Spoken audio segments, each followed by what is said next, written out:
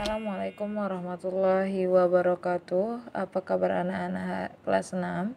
Hari ini kita mulai pembelajaran dengan membaca basmalah, bismillahirrahmanirrahim, dengan membaca pembiasaan terlebih dahulu. Sudah kalian lakukan? Sekarang silakan dibuka halaman 28 di buku paketnya. Sebelum kita mulai, marilah kita membaca doa sebelum belajar. A'udzu billahi minasyaitonir rajim. Sama-sama. Bismillahirrahmanirrahim. Rabbi shrah li sadri wa yassir li amri wahlul 'uqdatam min lisani yafqahu qawli. Rabbi zidni ilma warzuqni fahma. Amin ya rabbal alamin. Silakan dibuka bukunya halaman 28.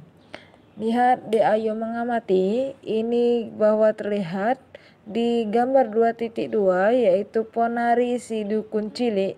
Kalian pernah terdengar Ponari si dukun cilik ini yang katanya bisa menyembuhkan penyakit dengan batu ajaibnya yang dimasukkan ke dalam air ini, dan banyak masyarakat yang percaya.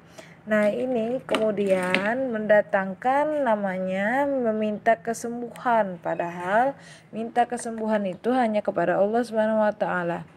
Bolehkah yang anak-anakku yang soleh dan soleha mempercayainya?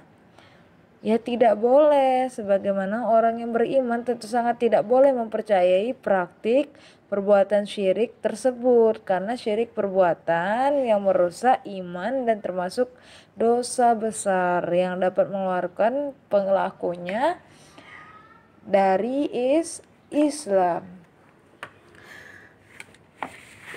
Adapun syirik, itu pengertian syirik, yaitu syirik berasal dari kata syaraka ataupun syirik syarika, ataupun syirik adalah menyamakan Allah Subhanahu wa taala dengan yang lain dalam hal yang menjadi kekhususan Allah Subhanahu wa taala.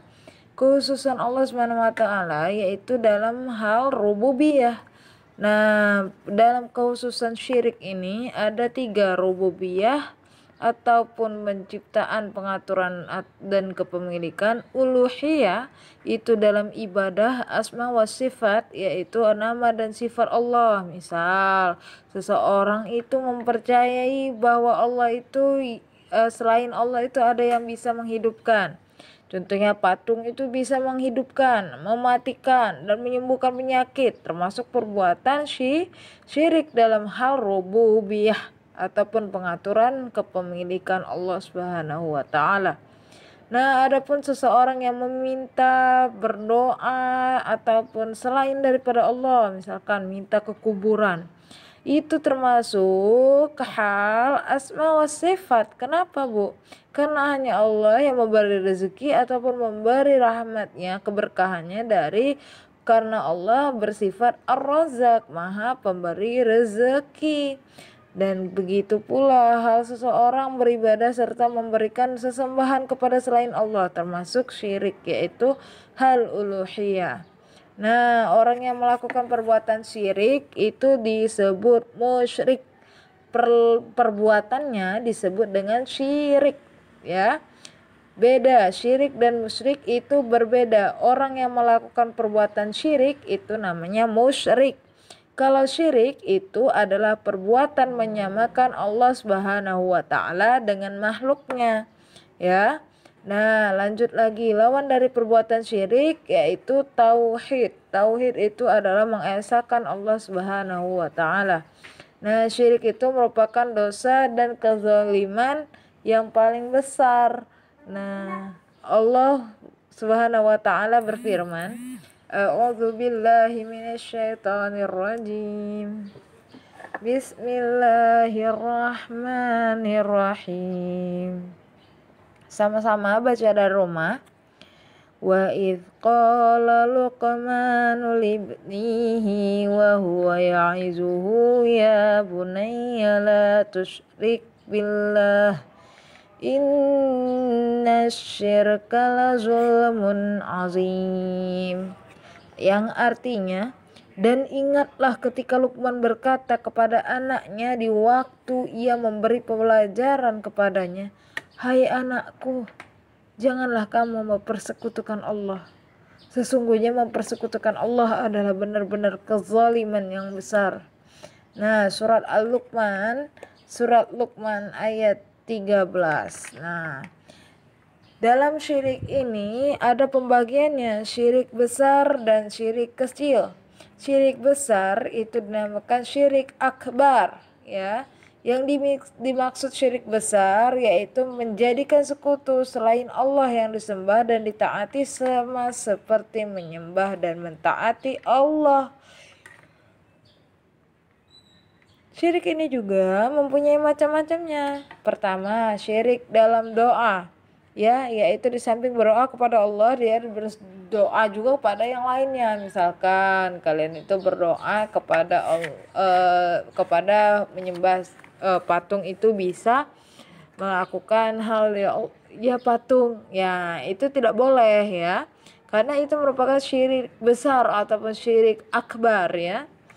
Lanjut lagi, syirik dalam niat. Syirik dalam niat itu keinginannya dan tujuannya itu dalam melakukan ibadah bukan diperuntukkan kepada Allah. Misalkan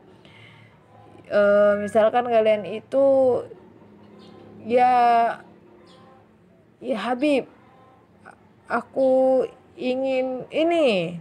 Nah, berarti itu merupakan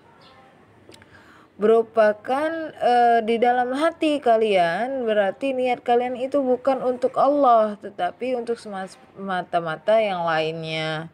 Syarat dalam lanjut lagi yaitu syirik dalam ketaatan, syirik dalam mahabbah cinta menimbulkan kepasrahan dan ketundukan, syirik dalam rasa takut, maksudnya yaitu rasa takut yang memuncak pada selain Allah akan mudarat yang terjadi.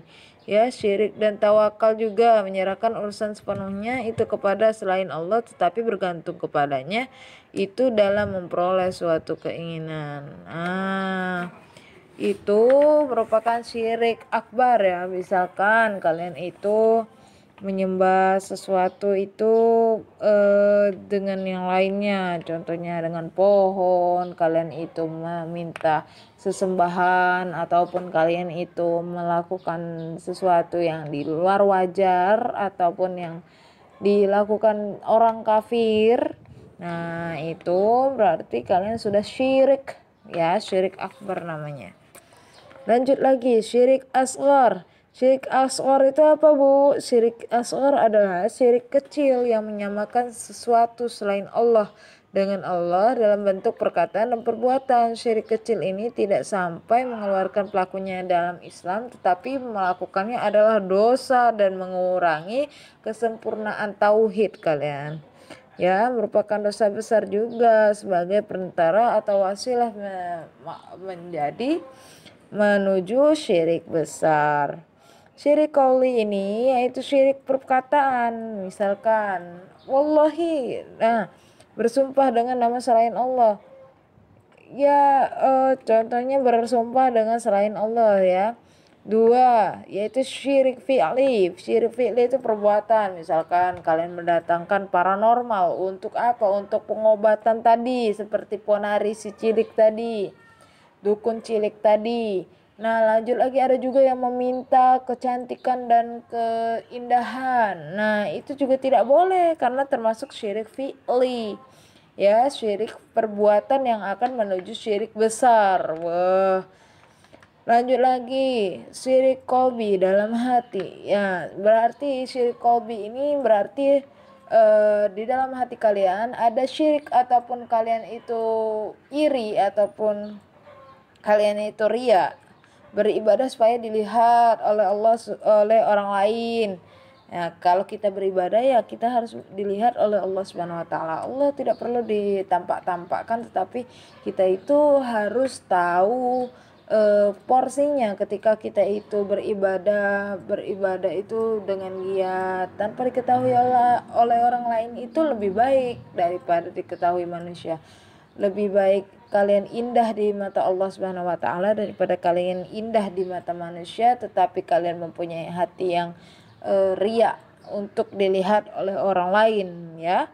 Selanjutnya, sum'ah, mengharap orang lain mendengar ibadah yang kalian kerjakan. Misalkan kalian itu, aku nih lah sudah, contohnya saja, saya ini lah sudah sholat loh subuh 5 kali sehari. Wah, itu contoh saja 5 kali waktu dalam sehari. Wah, kamu benar-benar soleh. Padahal sholat saja cuma 1 kali dalam sehari. Itu berarti mengharap orang lain mendengar ibadah yang kalian kerjakan. Contohnya lagi, kalian bersedekah.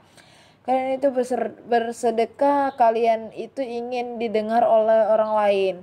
Bersedekahnya seperti ini. Saya tadi udah nyumbangin 5 ton beras di panti asuhan itu. Nah, itu berarti kalian ingin didengar ataupun sum'ah. Itu termasuk syirik.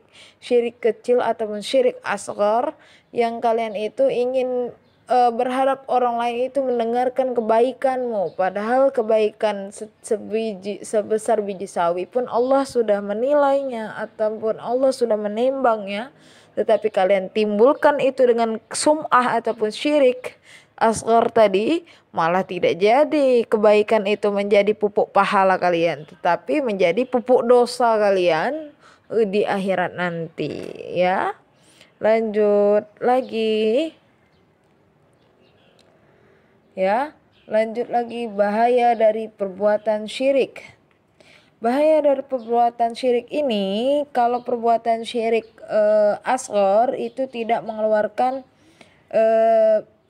umatnya ataupun yang melakukannya ataupun musyrik itu tidak sampai keluar dari Islam, ya. Tetapi dosanya itu apabila dia taubat nasuha, insyaallah diampuni oleh Allah Subhanahu wa taala.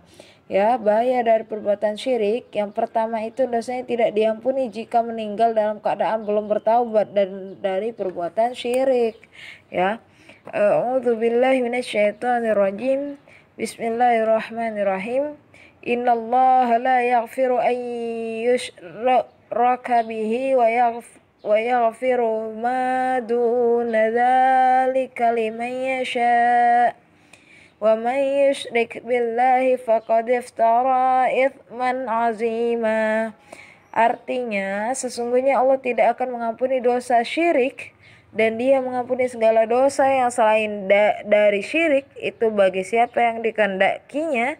Barang siapa yang mempersekutukan Allah, niscaya maka sesungguhnya ia telah berbuat dosa yang besar. Surah An-Nisa ayat 48. Ya.